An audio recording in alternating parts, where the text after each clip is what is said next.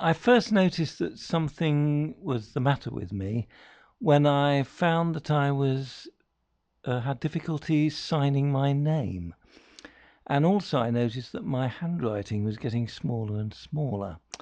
And so I happened to mention this to a friend of mine, and I said, and also I've got a problem with one of my arms. It doesn't swing very naturally. It just seems to be hanging in front of me. And he said, well, I don't want to worry you, Paul, but I think you might have Parkinson's. I don't know what he'd have said if he had wanted to worry me, but anyway, he did.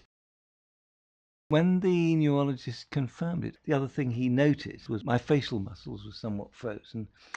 And he said, you seem to be finding it quite hard to smile. And I said, well, that could be because you've told me I've got Parkinson's. And I realized almost immediately that my attitude seemed to be making jokes about it. And that's what's happened ever since. So, and it's been my defense against it. It's been my way of coping with it. So I can make jokes and have little digs at the illness, and it's like a little skirmish, and that's my weapon of choice. I mean, I've worked in comedy, but behind the scenes as a writer and producer, and it's only since I got Parkinson's and started doing some stand-up material at Parkinson's fundraisers that I've realised I love stand-up, and actually I'm not bad at it.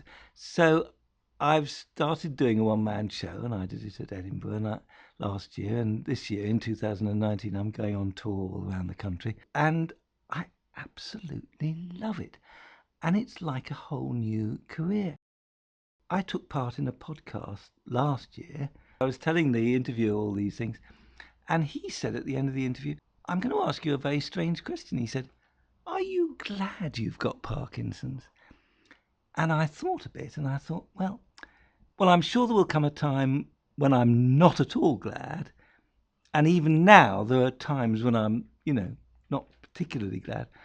But having got it, I am at this moment quite glad, because it's opened up all sorts of opportunities for me that I would never have had before. And talking to an audience about Parkinson's and about illness and how we take illnesses, how we take serious illnesses too seriously, is just, it's been the most fantastic experience. I've worked in comedy for nearly 40 years, and it's only now in the last few years that I've felt I've had something to say. And it's just glorious to be able to say it.